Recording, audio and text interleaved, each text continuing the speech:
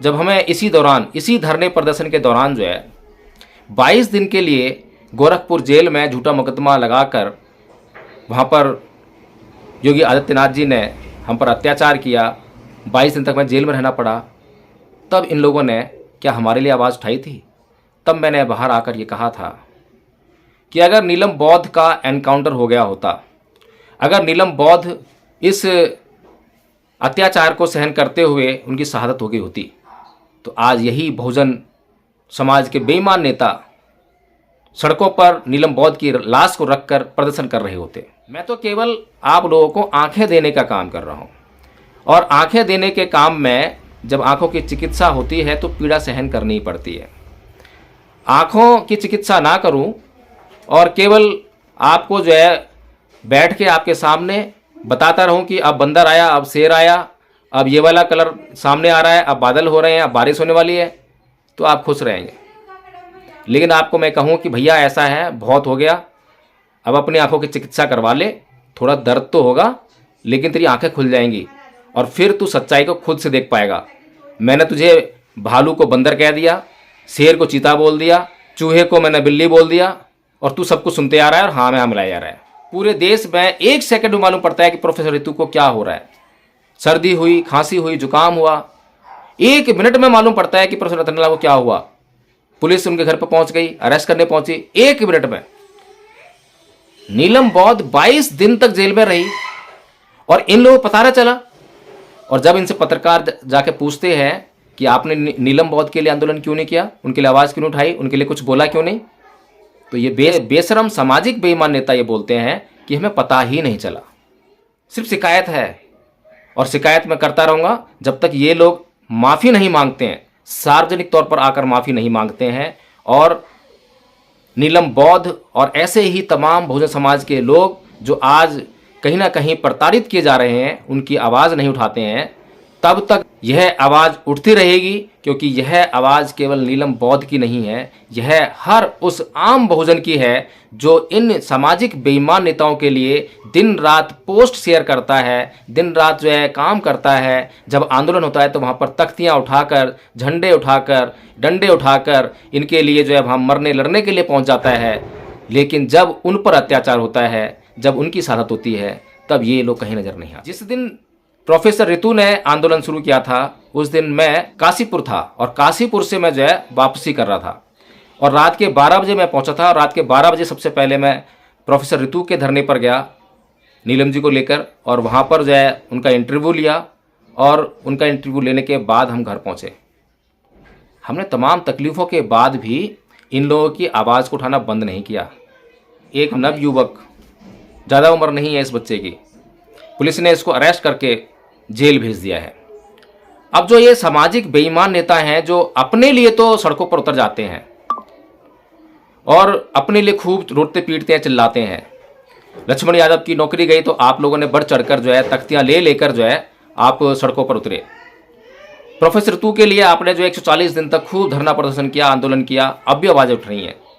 मैं इन लोगों के अधिकारों के खिलाफ नहीं हूँ, मैं इन लोगों के भी खिलाफ नहीं हूँ। मैं तो केवल इतनी सी मांग करता हूं कि इस समाज के लिए एक व्यवस्था चाहिए। आप जो है समाज की लड़ाई लड़िए, आप जो है प्रबुद्ध वर्ग से आते हैं, आप बुद्धिजीवी वर्ग से आते हैं। अब अगर वो व्यक्ति जो आज जेल में गया है, छोटा बच्चा है, उसने तो आपकी लड़ाई लड़ी है, उसने तो आपके लिए जो है सोशल मीडिया पर आपके मैसेज को फॉरवर्ड किया होगा, एक में नहीं 10-10 ग्रुप में, 100-100 ग्रुप में फॉरवर्ड किया होगा। फेसबुक पेज, फेसबुक आईडी से भी, तमाम सोशल मीडिया जिस पर भी वो काम करता है, जिस पर भी वो है, वो सब का इस्तेमाल करके उसने आपका प्रचार किया होगा। तो क्या अब आपकी ड्यूटी नहीं बनती है कि उसके जीवित रहते, जिस प्रकार से आपने रोहित वेमुला को खो दिया, आज उसकी शहादत पर आप आंसू बहाने के लिए मजबूर हैं। आज आपका फर्ज बनता है कि कहीं ऐसा ना हो कि उस बच्चे की भी शहादत पे आपको आंसू बहाने पड़ जाए। इससे पहले कि आपको उसकी शहादत पर आंसू बहाने का मौका मिले, अभी मौका है। उस बच्चे के लिए आप जो है देखिए कहाँ पर बंद है, किन धाराओं में बंद है, उसे तुरंत पहले तो जेल से बाहर निकालिए। और जिन लोगों ने उसके खिलाफ एफआईआर, राम की लड़ाई अपनी घरवाली से संबंधित थी। कोई उसकी पत्नी को उठाकर ले गया और राम ने उसे खत्म कर दिया, यानी उसकी हत्या कर दी, उसे मार दिया। राम ने देश और समाज के लिए ऐसा क्या किया जो उसे भगवान मानकर पूजते हैं। अगर पूजना ही है तो अंबेडकर, ज्योतिबा फूले और सावित्रीबाई फूले को पूजिए, जिन्होंने हमारे अधिकार और शिक्षा के लिए अपना जीवन कुर्बान राम के विरुद्ध अमर्यादित शब्दों का प्रयोग करते हुए हिंदू धर्म की आस्था के खिलाफ फेसबुक पर पोस्ट किया है। इस पर विश्व हिंदू परिषद के कार्यकर्ता शिवम मिश्र ने कौंधियारा थाने में युवक के विरुद्ध शिकायत की। पुलिस ने रविवार को युवक को गिरफ्तार कर लिया। इस संबंध में थाना अध्यक्ष चंद्र प्रकाश सिंह का कहना है कि शिकायत पर युवा के खिलाफ मुकदमा दर्ज कर लिया गया है।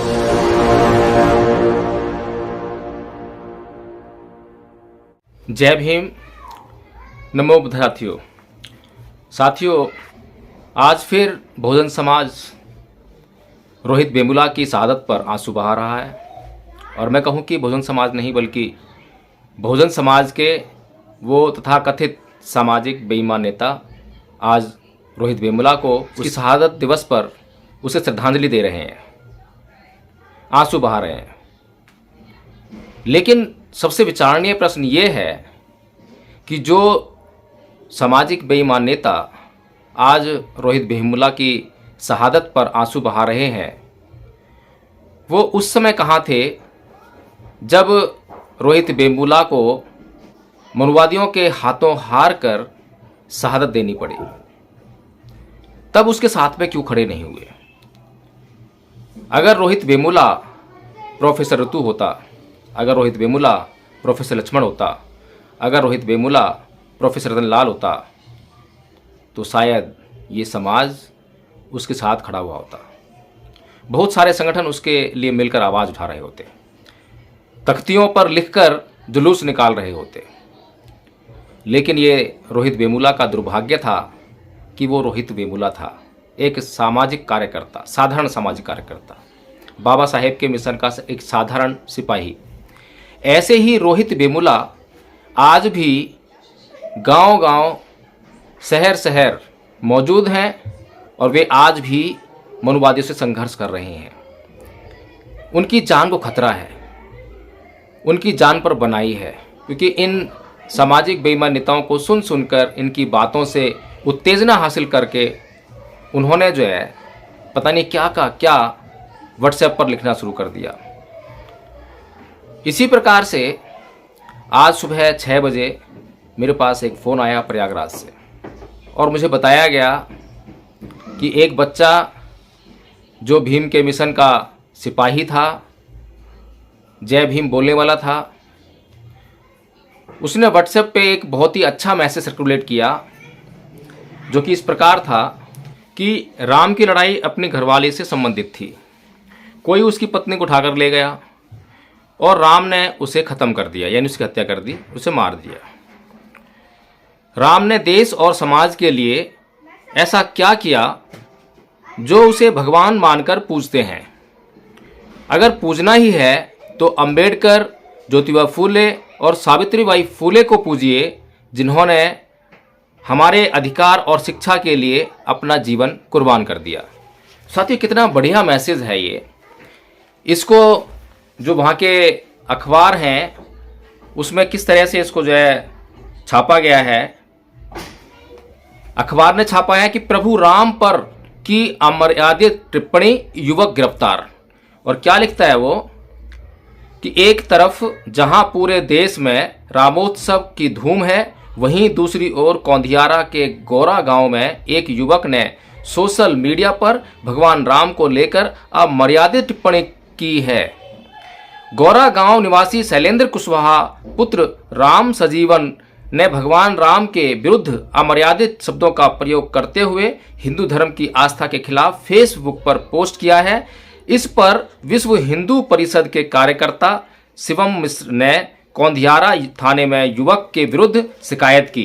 पुलिस ने रविवार को युवक को गिरफ्तार कर लिया। इस संबंध में थाना अध्यक्ष चंद्र प्रकाश सिंह का कहना है कि शिकायत पर युवा के खिलाफ मुकदमा दर्ज कर लिया गया है। तो साथियों, ये जो हिंदुओं की आस्था है, अमर्यादित आस्था तो पहले ही है।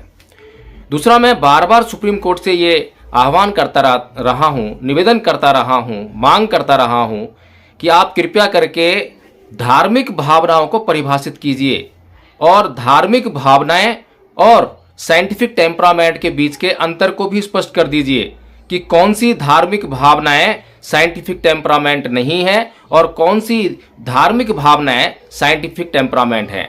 जो भावनाएं साइंटिफिक टेम्परामेंट के अंतर्गत आएंगी उन पर ही कानूनी कार्रवाई करने की इजाजत जो है कानून को होनी चाहिए।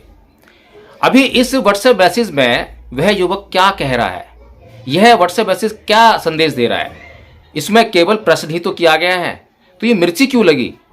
हिंदुओं को तो आगे आकर बढ़ चढ़कर इसका जवाब देना चाहिए। उनके पास जवाब है तो बताएं कि राजा राम ने, जो कि केवल अयोध्या के ही राजा थे, अयोध्या के बाहर इतने सारे छोटे मोटे राज्य थे और अयोध्या कितना बड़ा राज्य है, एक जिला भर है, केवल इतने छोटे से राज्य के राजा थे।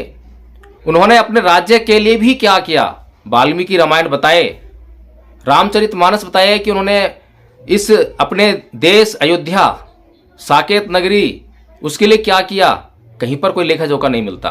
कहानी में तो केवल इतना ही है कि राम की पत्नी को रावण उठाकर ले गया और रावण से युद्ध करने के लिए उसने सेना बनाई, बहुत बड़ी सेना इकट्ठा की और रावण को युद्ध में हरा दिया, उसको मार दिया। यही तो कहानी है। तो इसमें प्रश्न तो वही पूछ रहा है। एक तरफ परम पूज्य बाबा साहब डॉक्टर भीमराव अम्बेडकर हैं, जिन्होंने अपने 4 बच्चे, अपनी पत्नी, उनका जीवन कुर्बान कर दिया, अपने पूरे जीवन का सुख ऐशो आराम कुर्बान कर दिया। ज्योतिबा फुले हैं, अपना पूरा जीवन उन्होंने जो है समाज के लगा दिया। जो सावित्रीबाई फुले हैं, जिन्होंने स्त्री होकर जो है उस समय पुरुषों के कितनी गंदी गालियाँ, कितने कीचड़, गोबर, पत्थर, ये सब सहन कर कर जो है समाज के लिए इतना उत्थान भरा कार्य किया। तो इस व्हाट्सएप मैसेज में ऐसा क्या है जिससे कि पुलिस को लगा कि हिंदुओं की जो भावनाएं हैं वो घायल हो गई हैं और इस भाषा में कुछ मर्यादा का उल्लंघन है।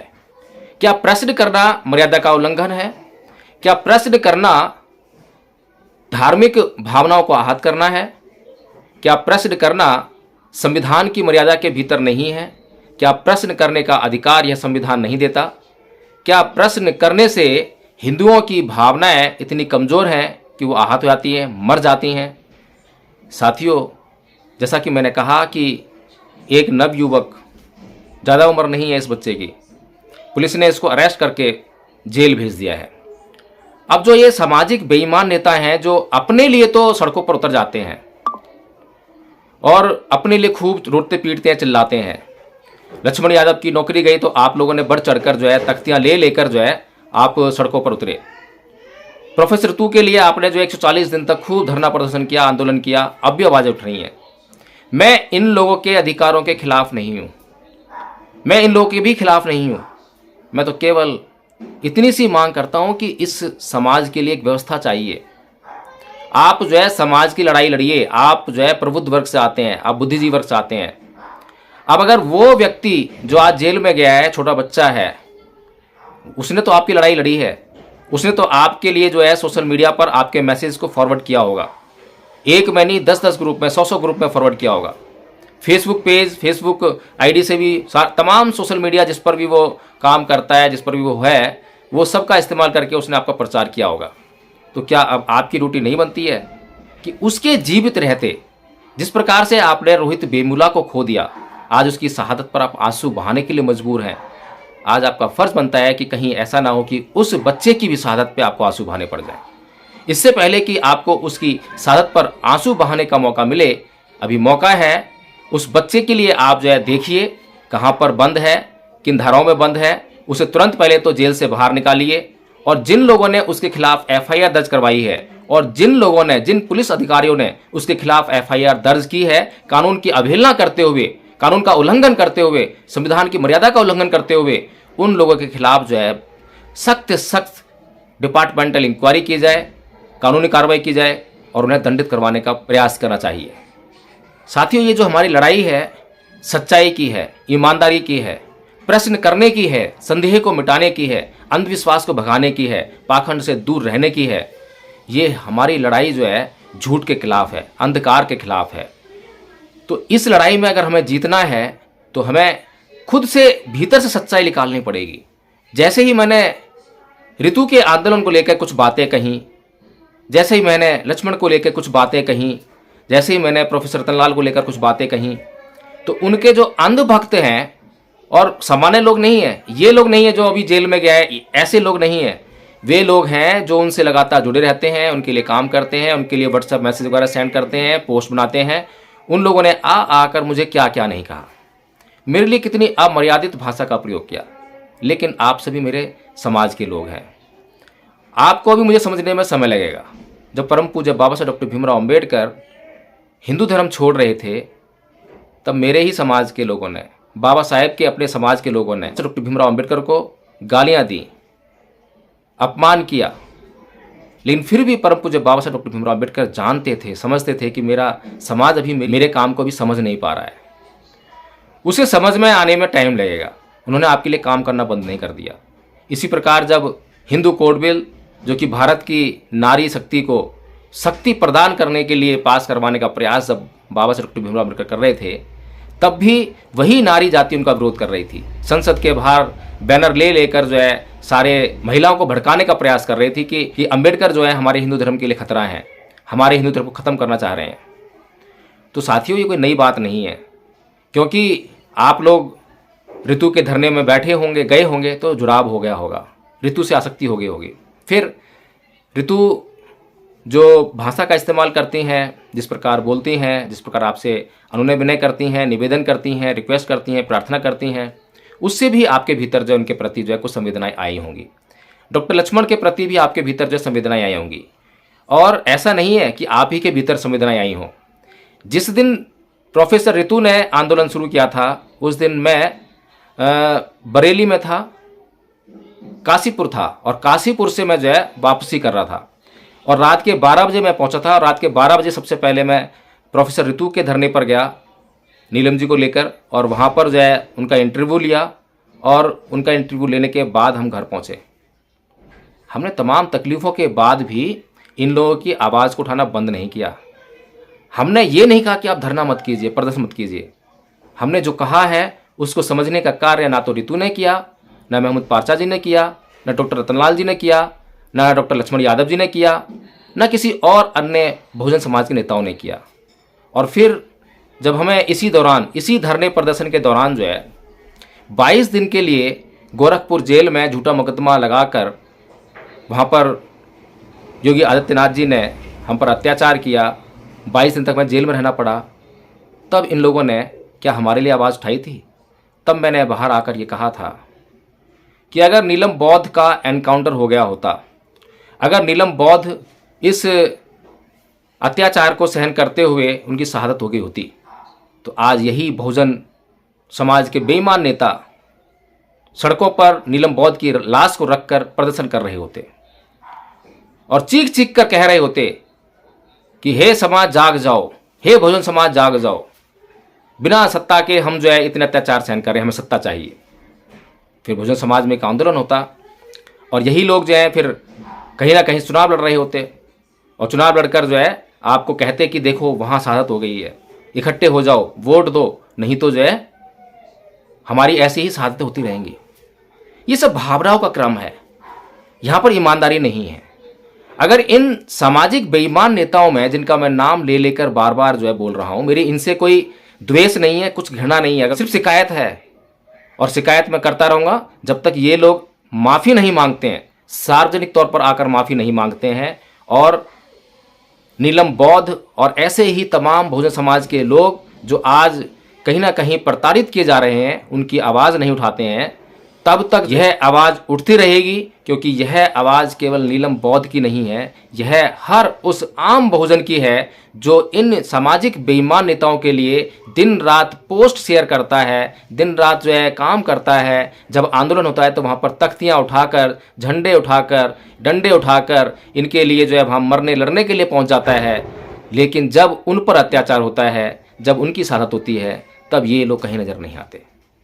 तो साथियों, प्रोफेसर ऋतु का आंदोलन 140 दिन तक चला, सबको पता है। उसके बाद लक्ष्मण यादव का आंदोलन भी आपने देखा, जब उनकी नौकरी से उनको निकाला गया। डॉक्टर रतनलाल जी का भी आपने आंदोलन देखा। लेकिन इन लोगों ने 22 दिन कम नहीं होते हैं। अगर 2 दिन के लिए भी इनमें से एक दिन के लिए भी कोई नहीं गया, एक घंटे के लिए भी इनको हिरासत में लिया गया, तो उसका जो है पोस्ट किस तरह से जो है पूरे देश में वायरल किया गया आपको पता है। पूरे देश में एक सेकंड में मालूम पड़ता है कि प्रोफेसर रितु को क्या हो रहा है। सर्दी हुई, खांसी हुई, जुकाम हुआ, एक मिनट में मालूम पड़ता है कि प्रोफेसर रतनलाल को क्या हुआ। पुलिस उनके घर पर पहुंच गई, अरेस्ट करने पहुंची, एक मिनट में।